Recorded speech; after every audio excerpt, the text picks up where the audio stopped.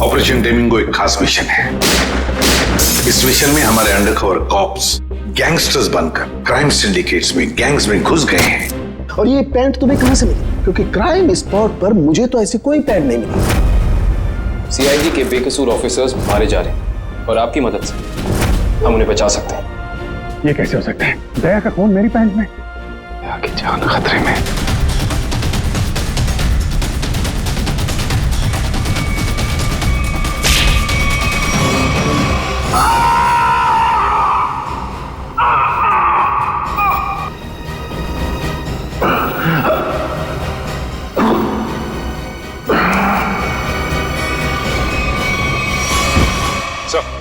शहर में जितने भी चेक नाके हर जगह पता किया, ना ही एसीपी सर का पता लगा और ना ही दया सर का। एसीपी का तो पता नहीं लगा, लेकिन दया का पता लग गया। पता चल गया? कहाँ है वो? जी, उन्हें कुछ गुंडे उठाकर कहीं कैद करके रखे हुए हैं। उनकी हालत बहुत खराब है। ये डॉक्टर प्रमोद, गुंडे ने जबरदस्ती उठा करके ले गए थे। एक्चुअली दया की पीठ में गोली लगी थी जो गुंडों ने इनसे निकलवाई थी। दया सर को गोली लगी थी? अभी दया कैसा है? खतरे से बाहर है? कुछ कह नहीं सकते। मैंने गोली तो निकाल ली है, पर वहां का माहौल जिस तरह का है, किसी भी मरीज के लिए वो ठीक नहीं है। आपको कुछ तो याद होगा डॉक्टर साहब, कहाँ है उन गुंडों का अड्डा? उन्होंने मेरी आंखों पर पट्टी बांधी हुई थी तो मैं कुछ देख नहीं सका। वहां जाने के बाद तो पट्टी खोली होगी ना? वहां पे देखा होगा उनको? उनके चेहरे याद हैं आपको? जी, चेहरा देखा हुआ है। Very good. पंकज, इसके जाट को बुलाओ जल्दी से।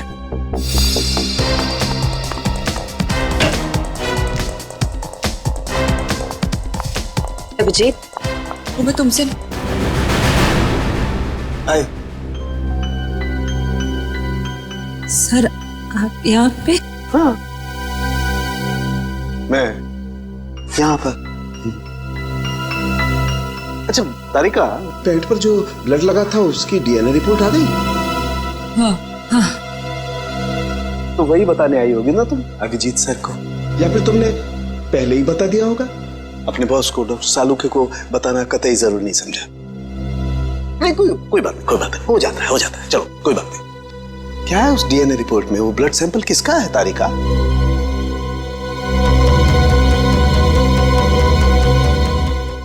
दया का। दया का। अच्छा, वो पेंट जिस पर ये ब्लड था, वो पेंट किसकी?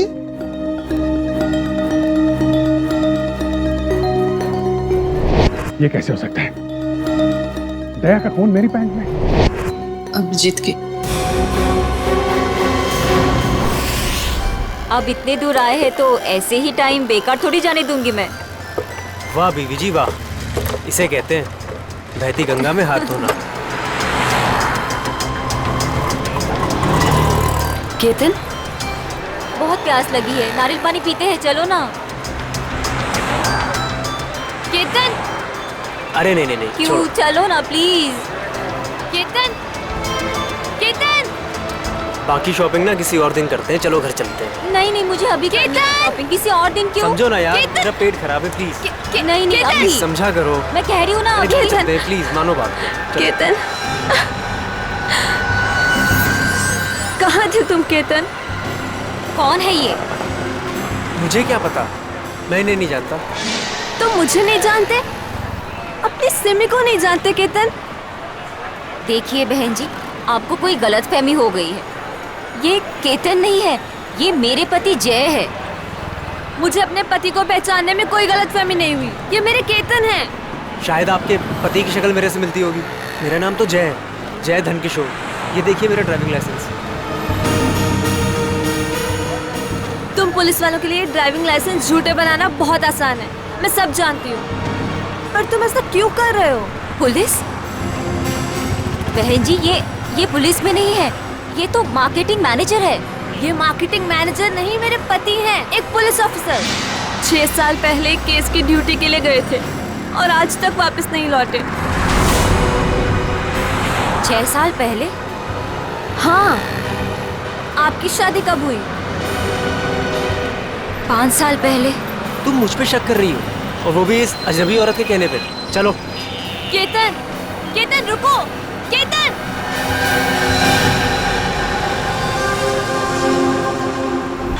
अभिजीत की पैंट पर दया का खून 3-3 बार टेस्ट करवाया गया, लेकिन नतीजा वही। और इसीलिए तुमने वो पैंट चुपचाप तारिका को दे दी, क्योंकि तुम्हें मालूम था कि उस पैंट पर दया का खून लगा हुआ है। अगर मुझे पता होता कि मेरी पैंट पे दया का खून है तो मैं उसे टेस्ट करने के लिए देता ही क्यों?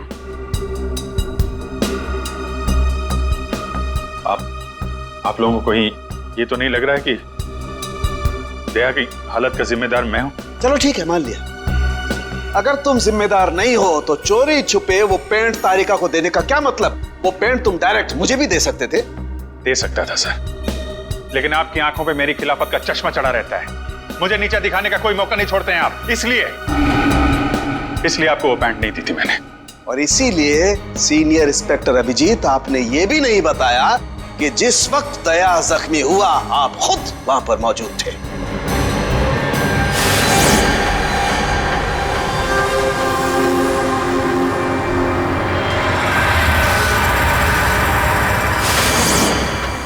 बता देता, अगर मुझे याद होता तो। मुझे अब भी याद नहीं है कि उस रात क्या हुआ था। वो ऐसी आपको याद ही नहीं है कि उस रात क्या हुआ था? सालुंके साहब, हम लोग अभिजीत सर और दया सर की दोस्ती की कस्में खाते हैं और आप उन पे इतने गंदे इल्जाम लगा रहे हैं। हाँ सर, अभिजीत सर अपनी जान दे देंगे लेकिन दया सर पे खरोच नहीं आने देंगे। ओ, चलो ठीक है, मान लेता हूं। मैं अपने शब्द वापस लेता हूं। I am sorry. मैं मान लेता हूं कि दया आज जिस हालत में है उसका जिम्मेदार अभिजीत नहीं है, लेकिन मैं ये बात मानने को कतई तैयार नहीं हूं कि जब दया घायल हुआ अभिजीत वहां था तो भी उसे कुछ याद नहीं। कोई तो ऐसी बात होगी जो अभिजीत के दिमाग में घुस गई होगी, कुछ तो। इट्स इम्पॉसिबल, कुछ भी याद नहीं है। डॉक्टर साहब, मेरी दुखती हुई नस पे नमक मत छिड़किए। आप अच्छी तरीके से जानते हैं कि मेरी याददाश्त। जानता हूं अभिजीत, याद दिलाने की कोशिश मत करो। मैं अच्छी तरह से जानता हूं कि जब सीनियर इंस्पेक्टर अभिजीत मुसीबत में होते हैं उनके पास अपने बचाव के लिए बहुत शानदार हथियार होता है, उनकी याददाश्त। प्लीज सालुंके सर, आप अभिजीत की इंटेग्रिटी पे hold on doctor Tarika. Integrity का पाठ आप मुझे मत पढ़ाइए, क्योंकि आपने सीआईडी का सबसे बड़ा नियम तोड़ा है, हम लोगों से इतना इंपॉर्टेंट सुराग छुपाने का। Understand that? इंटीग्रिटी। सर, उस रात की कोई ऐसी बात जो आपको याद हो? कुछ भी?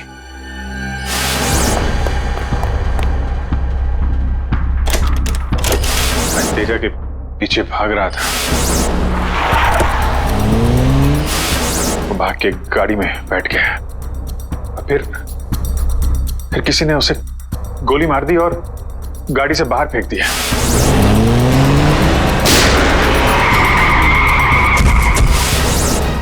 जब मैं भाग के तेजा की लाश के पास पहुंचा तो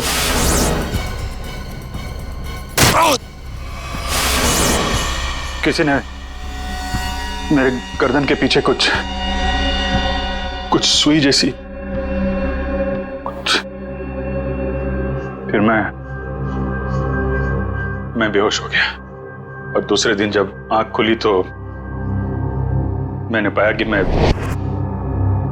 एक सड़क के ऊपर गिरा पड़ा। इस बीच क्या हुआ मुझे कुछ याद नहीं, मुझे कुछ याद। ठीक है, कोई बात नहीं। उस रात एग्जैक्टली क्या हुआ था ये पता चल जाएगा इस गोली के जरिए। ये वो गोली है जो दया की पीठ में से निकाली थी डॉक्टर प्रमोद ने, और इस गोली की बैलिस्टिक रिपोर्ट से पता चल जाएगा कि दरअसल ये गोली किसकी गन से चली है। Tarika, come with me. Doctor Pramod, एक मिनट। आपको स्केच बनवाने हैं और मुझे आपसे कुछ सवालों का जवाब चाहिए। जी पूछिए। डॉक्टर साहब, आपको उन गुंडों ने कहां से किडनैप किया था? प्रताप नगर से। और फिर आपकी आंखों पे पट्टी बांध दी थी? जी, और उसके बाद गाड़ी में बिठाकर उनके अड्डे तक लेकर गए। अड्डे तक पहुंचने में आपको कितना टाइम लगा होगा, कुछ याद है आपको? 40-45 minute. 40-45 minute.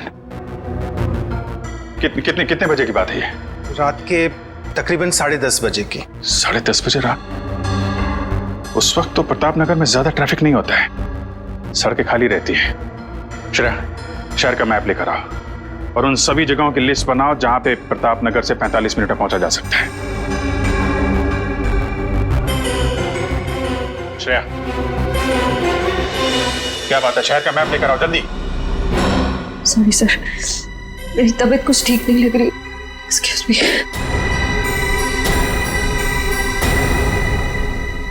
I can't believe this माया।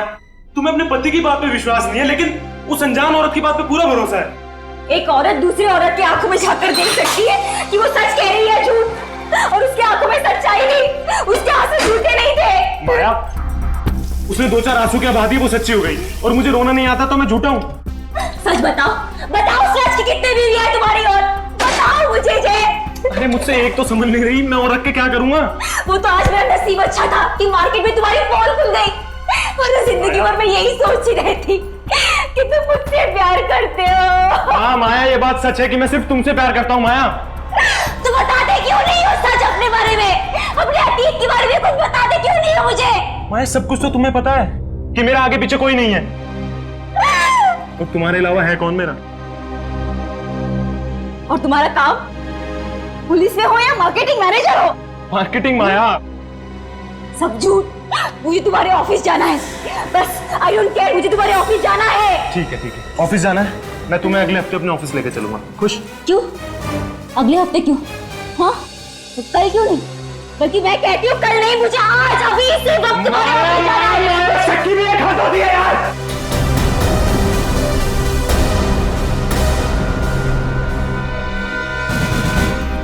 ठीक है मैं I'm sorry मैं तुम्हें ऑफिस लेके चलूंगा। झूठ बोलने की भी हद होती है जय।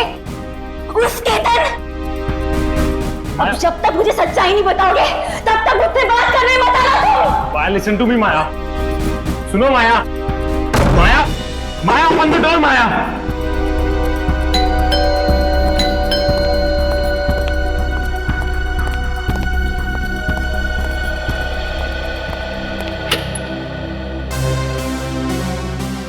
आप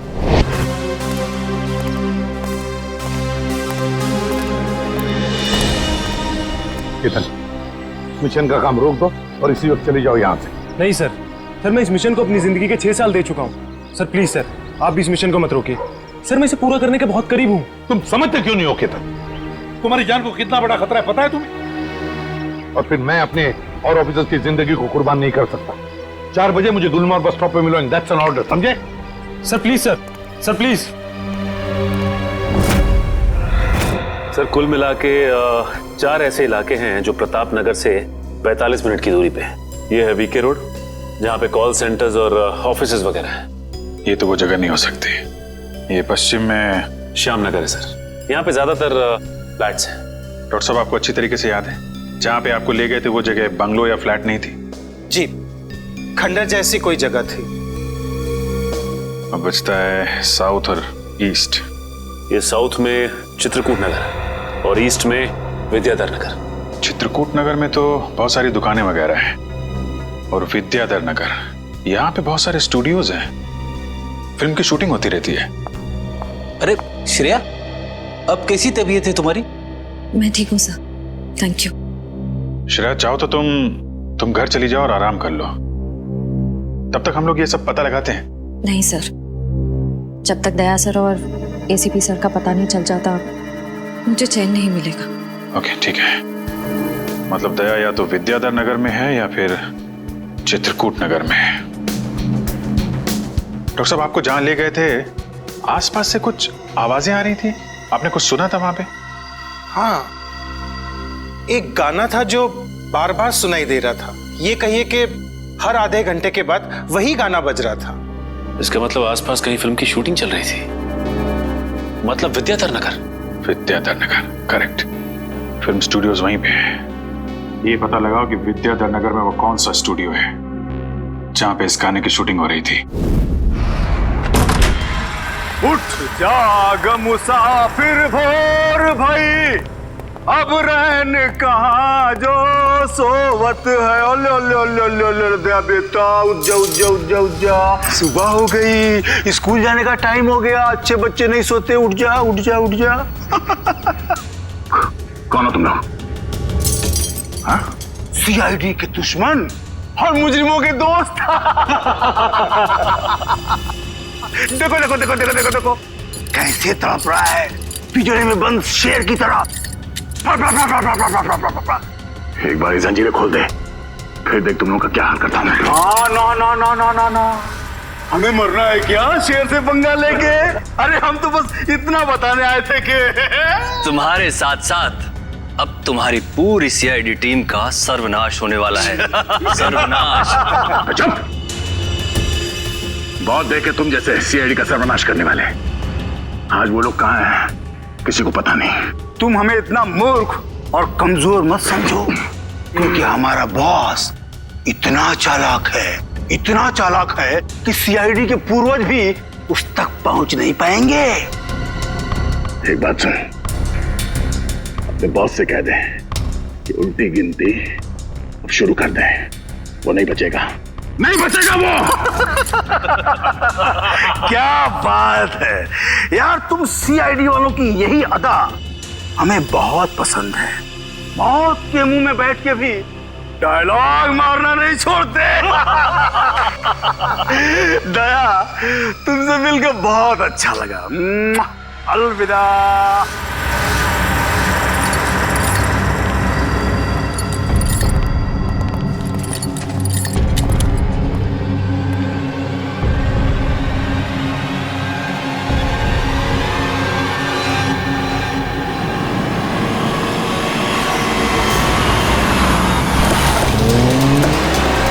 ये चाय और प्यार व्यार गाने की शूटिंग इसी स्टूडियो में चल रही थी ना? हाँ सर, यही है वो विराज स्टूडियो। दया को यहीं कहीं रखा गया होगा।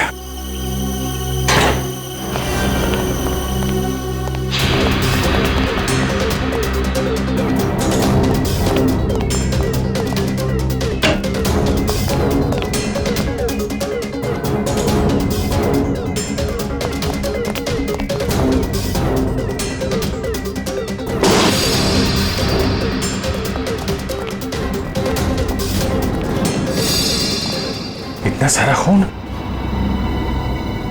मतलब सर, दया सर यहीं पे थे? ये जंजीरें, इन जंजीरों से बांध के रखा गया था मेरे दोस्त को। एक बार ये भेड़िए मिल जाएं। सर, ये चाय का ग्लास मिला है। चाय अभी तक गर्म है सर। चाय गर्म है, इसका मतलब वो लोग ज्यादा दूर नहीं गए होंगे।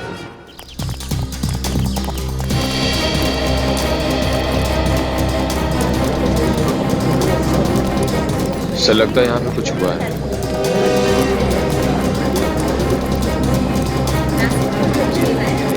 हटिए प्लीज, साइड दीजिए प्लीज, हम लोग सीआईडी से।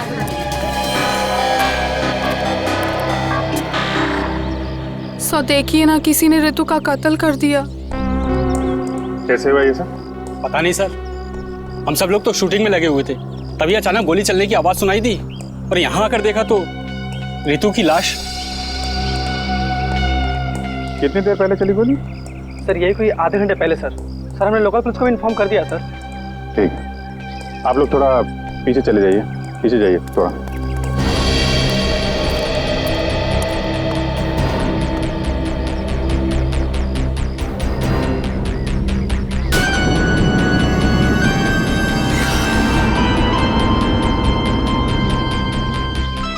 एग्जिट गुंडा है माथे पे। गोली लगी होगी तो 2-3 सेकंड में बेचारी मर गई होगी। गोली लगी और आर पार। जरा चेक करो आसपास, देखो गोली इस डायरेक्शन में कहीं मिलती है क्या?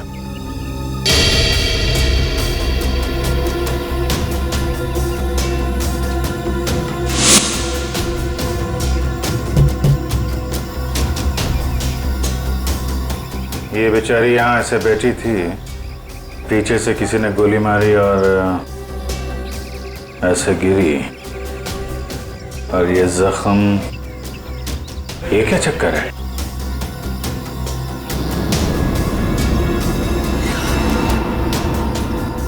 विग पहनी हुई थी इसने।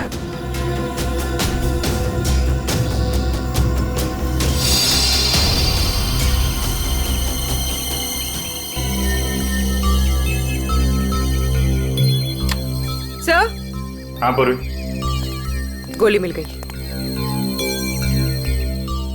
राइफल की गोली लगती है। रख लो इसे। ये विग पहनती थी क्या? जी नहीं सर, वो एक्चुअली मेरी हेयर ड्रेसर थी और मेरे विग्स वगैरह सब कुछ वही संभालती थी। जो विग उसने पहना है ना, वो मेरे नेक्स्ट सीन में यूज होने वाला था।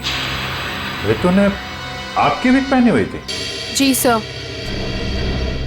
दुष्यंत समझे, जब रितु को गोली मारी गई तो खूनी ने उसका चेहरा नहीं देखा, गोली पीछे से मारी गई है। और जब रितु को गोली लगी तब उसने इनका विग पहन रखा था। मतलब गोली पे रितु का नहीं, आपका नाम लिखा था। क्या? जी हाँ, आपकी जान खतरे में है। ये देखो, 0.338 कैलिबर की गोली है ये, जिससे रितु को मारा गया है, जो सिर्फ स्नाइपर राइफल से चलाई जा सकती है। तो सालुंके साहब, ये इसके सिर पे 2 लाल निशान क्या हैं? ये लाल निशान एंट्री और एग्जिट वुंड है। रितु की खोपड़ी में गोली यहां से घुसी और यहां से बाहर निकली। ये एग्जिट वुंड एंट्री वुंड से आधा इंच करीब नीचे है, मतलब गोली ऊपर से नीचे की तरफ आई है। जी हाँ, गोली रितु की खोपड़ी में यहां से घुसी और यहां से बाहर निकलकर सीधे वैनिटी वैन के फुटबोर्ड पे जाके अटक गई। और हमारे कैलकुलेशंस के हिसाब से गोली चली है यहां से, ऐसे।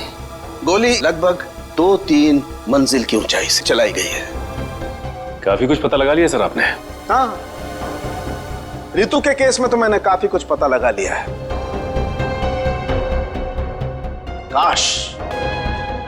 काश मैं ये भी पता लगा पाता कि दया और हमारे बाकी अंडरकवर ऑफिसर्स के साथ क्या हुआ था, मगर अफसोस, जो व्यक्ति ये बात बता सकता है वो बताना ही नहीं चाहता है। क्या मतलब है आपका बताना नहीं चाहता? याद होगा तो बताऊंगा ना। आपको तो बस बहाना चाहिए मेरे पीछे पड़े रहने का। नहीं अभिजीत, सालुके कभी किसी पर बेवजह इल्जाम नहीं लगाया करता है।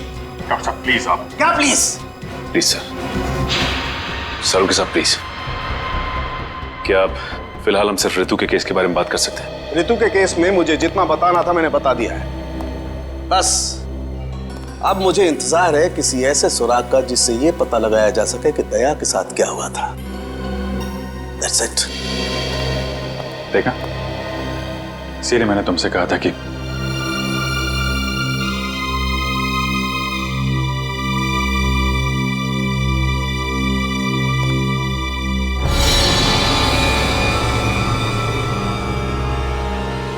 Sharp shooter.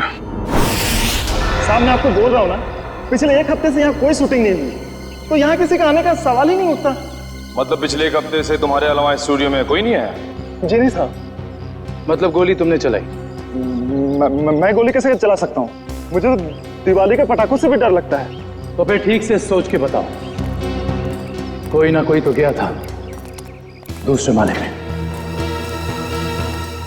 हाँ साहब, एक प्लम्बर आया था वो पाइप ठीक करने के लिए।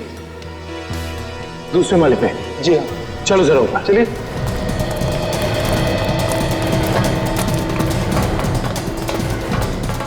किस तरफ? ये साइड।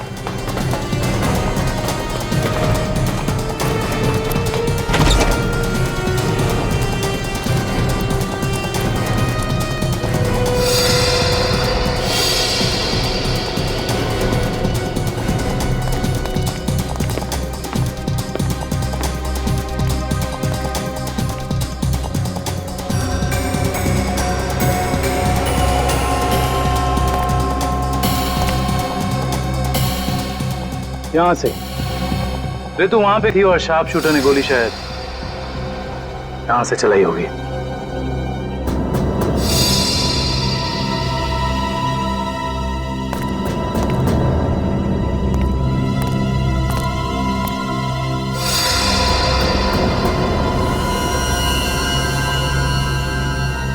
सर लवनिया पर गोली ही चलाई गई है। गिरा उस गोली का शेल। तुम साहब इसमें मेरा कोई दोस्त नहीं है साहब प्लीज मेरी शिकायत मत करना साहब, नहीं तो मेरी नौकरी चली जाएगी साहब, प्लीज। फिक्र मत करो। अच्छा ये बताओ कि उस प्लम्बर का चेहरा देखा था तुमने? स्केच बनवा सकते हो? साहब वो क्या है ना कि मुझे बिना चश्मा के ठीक से दिखाई नहीं देता, और वो जिस वक्त आया उस समय मेरा चश्मा कहीं खो गया था और मैं इसी चश्मे को ही ढूंढ रहा था।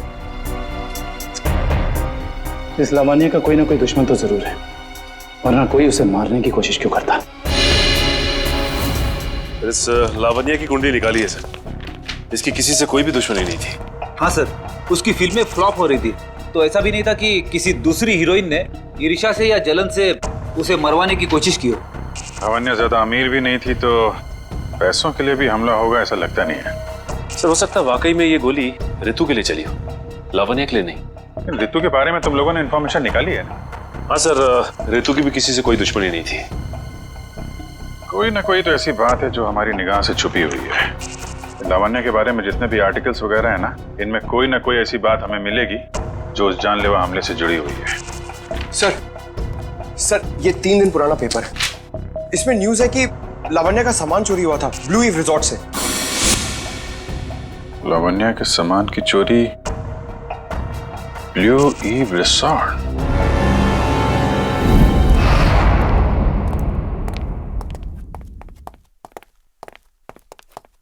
यही रूम है सर।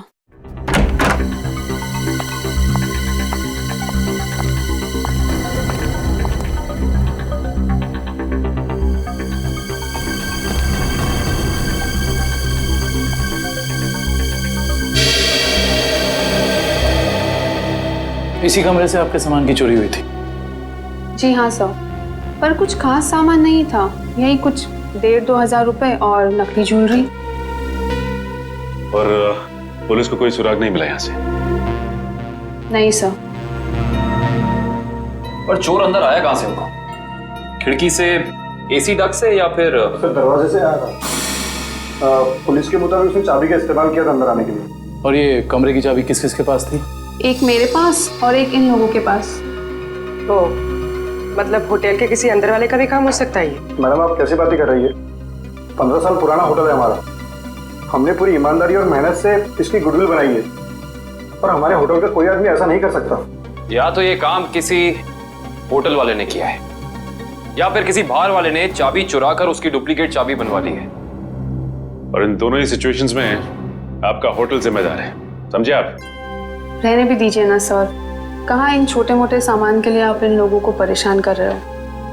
लवण्या जी, हम ये पूरी कार्रवाई आपके सामान के लिए नहीं, बल्कि उस आदमी को पकड़ने के लिए कर रहे हैं जिससे आपकी जान को खतरा है। क्योंकि हमें लगता है इस चोरी का संबंध आपके ऊपर हुए जानलेवा हमले से हो सकता है। इसलिए जरा ठीक से याद करके बताइए, और कोई खास सामान या कोई कीमती चीज जो चोरी हुई थी? हाँ, मेरा तो नहीं, मगर मेरी हेयर ड्रेसर ऋतु का सामान चोरी हुआ था, और उसके बाद वो अचानक से उसका मूड खराब हो गया और वो बहुत रो रही थी। ऐसा क्या सामान चोरी हो गया उसका? एक अजीब सा शोपीस था। शोपीस? हाँ, मुझे भी हैरानी हो रही थी कि एक शोपीस के लिए वो इतने आंसू बहा रही है, और मैंने उसे कहा भी कि मैं एक नया शोपीस ला दूंगी उसके लिए, पर शायद वो शोपीस उसके लिए कीमती था। बहुत महंगा शोपीस था क्या? नहीं, ट्रिपोलिया बाजार में जो चाइनीज सामान की दुकान है ना, वहीं से लिया था। होगा कुछ 700-800 रुपए का। ट्रिपोलिया बाजार में चाइनीज सामान की दुकान?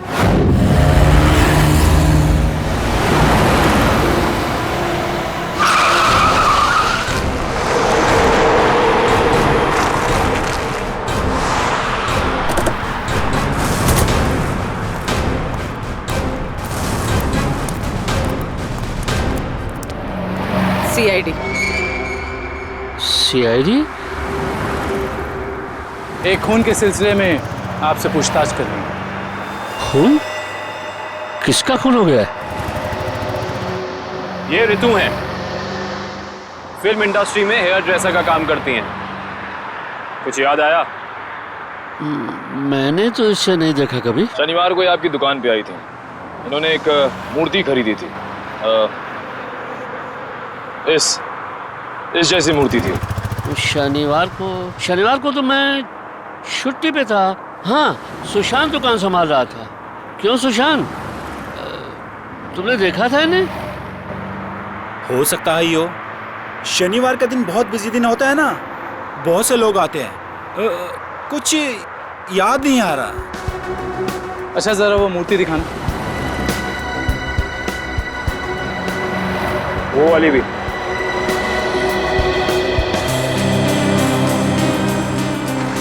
ऐसे और कितने पीसेस हैं आपकी दुकान पे?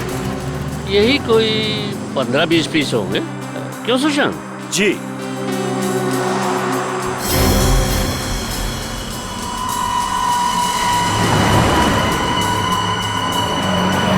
ये इन 2 बॉक्सेस पे ये क्रॉस के निशान क्यों लगे? अरे वो तो डिफेक्टिव पीस है, इन्हें फैक्ट्री वापस भेजना है, किसी काम के नहीं आपके। वो अभी पता चल जाएगा। दिखाओ इधर, दिखाओ।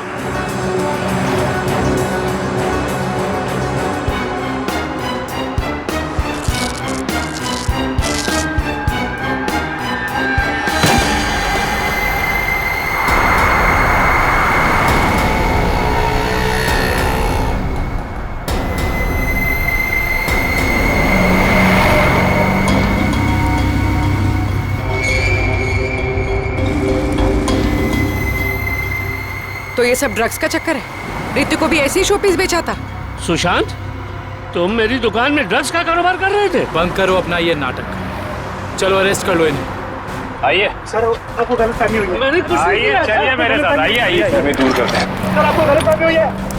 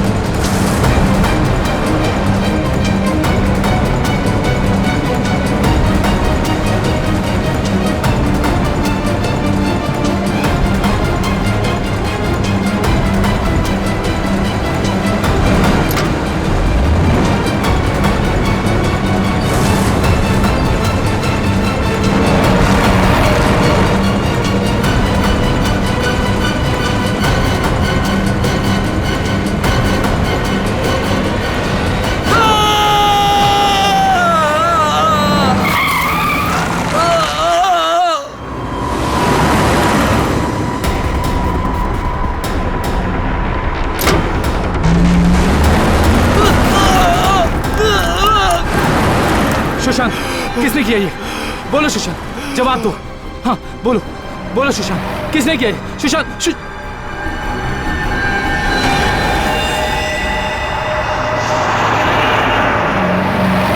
He is dead. सर इतना तो तय है, रितु की मौत का संबंध इस ड्रग्स की तस्करी से है। हाँ पूर्वी, मगर इस ड्रग्स के रैकेट के पीछे है कौन?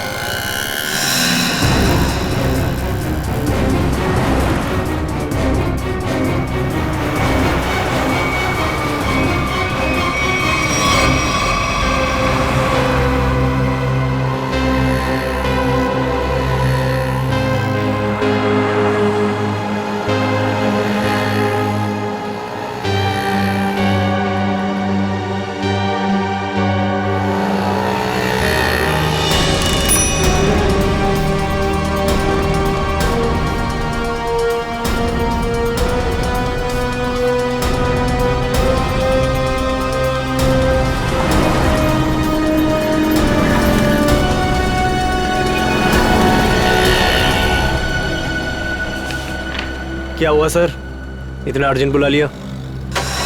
जय, तुम्हारी जान को खतरा है। तुम सब लोगों के बारे में किसी को पता चल गया है और वो एक एक करके मारे जा रहा है। ये कैसे हो सकता है सर? आखिर ये खबर खोली किसने? वही तो समझ में नहीं आ रहा है, वही तो पता लगाना है। तुम एक काम करो, इसमें भोपाल की टिकट है और 10,000 रुपये हैं। जल्दी से निकल लो यहां से, जाओ निकल लो जल्दी। जय, जय क्या हुआ? जय, जय,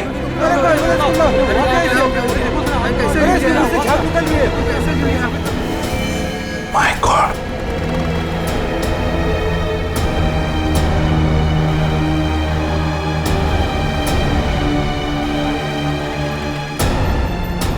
मेरा एक और अंडरकवर कॉप मर गया, एक और सीआईडी ऑफिसर मर गया और मैं उसे बचा नहीं पाया।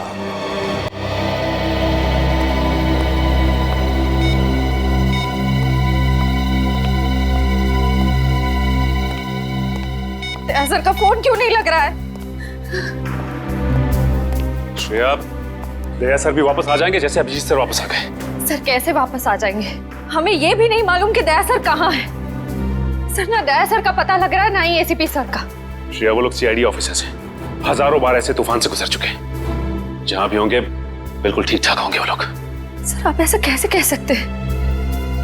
आपने खून देखा था ना, कितना सारा खून पड़ा हुआ था वहां पे। और वो गोली जो दया सर की बॉडी से निकली हुई थी। हाँ श्रेया, मैंने सब कुछ देखा, लेकिन इसका मतलब ये तो नहीं कि सीआईडी ऑफिसर्स नहीं मरते। सर सर, आपको ठीक तो है ना सर? सर कल से आपका फोन नहीं लग रहा था। हाँ, मैं किसी जरूरी काम में उलझ गया था। कोई टॉप सीक्रेट काम था जो किसी को भी बता नहीं सकता था, तुम लोगों को भी नहीं। सर वो क्या? सर दया सर का कुछ पता नहीं चल पा रहा है। दया सर का कुछ पता नहीं है मतलब?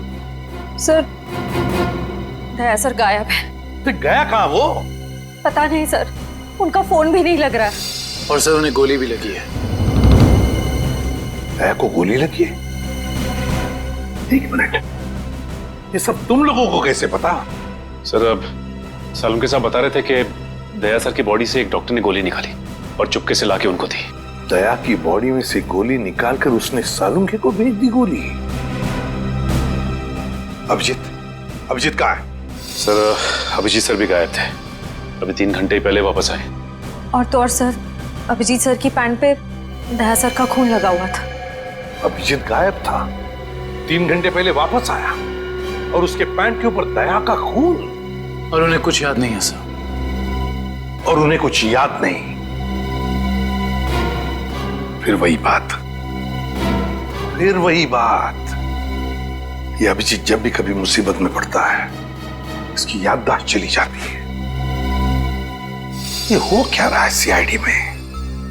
हमारे 3 अंडरकवर ऑफिसर्स मारे गए, उनके बारे में मेरे अलावा और किसी को भी कुछ भी पता नहीं था, फिर भी उनके नाम भी पता चल गए बाहर। कैसे?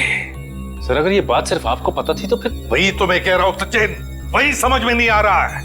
ये सब हुआ कैसे हो रहा है ये? इसका एक ही मतलब है सचिन, हमारे बीच में कोई तो है जो हमसे गद्दारी कर रहा है। कोई गद्दार है। और सर एक बात और, एक हेयर ड्रेसर का खून हो गया सर। Hair dresser? हाँ सर, शूटिंग के दौरान उसका खून हुआ। सर लगता है ये खून ड्रग्स की वजह से हुआ है।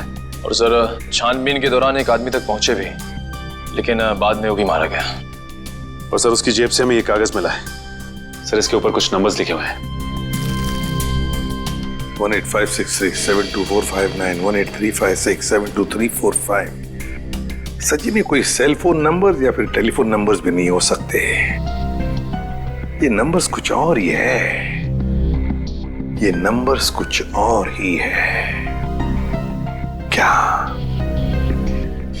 क्या नंबर्स हो सकते हैं ये? आसान। अरे ये लोग तो तुम्हारे साथ हैं। तुम्हारा ऑफिसर तो तुम्हें ढूंढ ढूंढ के परेशान हो रहे। मैं कहाँ गया था उनको पता है। अब तू बता, ऐसी कौन सी बात है जो तू मुझे फोन पर नहीं बता सकता था? प्रद्युमन, ये बात हम दोनों अकेले में नहीं कर सकते। क्यों? ऐसी क्या बात है जो तू इन सबके सामने नहीं बता सकता? कर सकते हैं, लेकिन डरता हूं कि जिस आदमी को ये लोग अपना हीरो समझते हैं, जिसके जैसा बनने की कोशिश करते हैं, सपने देखते हैं, कहीं वो खुद आज इन लोगों की नजरों में गिर न जाए। घुमा फिरा के बात करना बंद कर साळुंखे और साफ साफ बता, और सबके सामने बता। ठीक है, साफ साफ बोलता हूं और इन सब के सामने बोलता हूं, लेकिन जो मैं बताऊंगा उसे सुन करके ये मत सोचना कि मैं किसी से बदला ले रहा हूं या किसी के साथ दुश्मनी निकाल रहा हूं। क्राइम स्पॉट की बैलिस्टिक रिपोर्ट आ गई है। क्या लिखा है रिपोर्ट में? पहली गोली चली कल्लू पर, अभिजीत की गन से। हमारे अंडरकवर कॉप पर? जी हाँ, और इतना ही नहीं, दूसरी गोली लगी भीखू को, दया की गन से। नहीं, ऐसा नहीं हो सकता। अभिजीत और दया सर भीकू और कल्लू को इस तरह से कुर्सी पे बांध के गोली नहीं चला सकते सर। रेडी, बैलिस्टिक रिपोर्ट कभी झूठ नहीं बोलती है। और सबसे इंपॉर्टेंट रिपोर्ट, वो रिपोर्ट जिसकी वजह से मैं इन लोगों को बाहर जाने के लिए कह रहा था। अभिजीत का फोन है। अभिजीत, कहां हो तुम? अभी इसी वक्त फोरेंसिक लैब में चले आओ। Forensic lab? क्यों सर, क्या हुआ? अभिजीत, तुमने गोली चलाई कल्लू पर। कालू को गोली मैंने? सर, मैं एक बेसहारा पे गोली क्यों चलाऊंगा? अभिजीत, तुम अभी इसी वक्त फोरेंसिक लैब चले आओ, and that's an order. Sir, ये बात सुन के जितना धक्का आपको लगा है उतना मुझे भी लगा है। जब तक मैं ये पता नहीं कर लेता कि उस रात क्या हुआ था, मैं नहीं आऊंगा सर। तो क्या तुम मेरे खिलाफ जाओगे? सर, मैं आपके खिलाफ नहीं जा रहा हूं सर, वही कर रहा हूं जो आपने हमेशा सिखाया है, सीआईडी की ड्यूटी सर। अभिजीत, मना कर दिया? आपके ऑनेस्ट, ब्रिलियंट, इंटेलिजेंट ऑफिसर ने आपका ऑर्डर मानने से मना कर दिया एसीपी साहब? मैं जानता था प्रद्युमन, ये अभिजीत एक न एक दिन पूरी सीआईडी टीम के लिए वो मछली साबित होगा जो पूरे के पूरे तालाब को गंदा कर देती। इस अभिजीत की वजह से पूरी की पूरी सीआईडी टीम बदनाम हो रही है। कलंक है ये अभिजीत, सीआईडी टीम पर एक बहुत बड़ा धब्बा है, कलंक। बस कीजिए सर, बस कीजिए। कितना भला बुरा बोलेंगे आप? मैं बस कर दूं? मैं तो बस कर दूंगा तारिका, लेकिन ये रिपोर्ट, इसका क्या करोगी? ये बस नहीं करेगी तारिका, ये बस नहीं करेगी बॉस। जानते हो इस रिपोर्ट में क्या है? क्या है उस रिपोर्ट में? दया पर गोली किसने चलाई? किसने मारी साळुंखे? किसने मारी गोली? प्रद्युमन, दया पर गोली तुम्हारे honest, intelligent, brilliant officer Abhijeet ने चलाई है। क्या?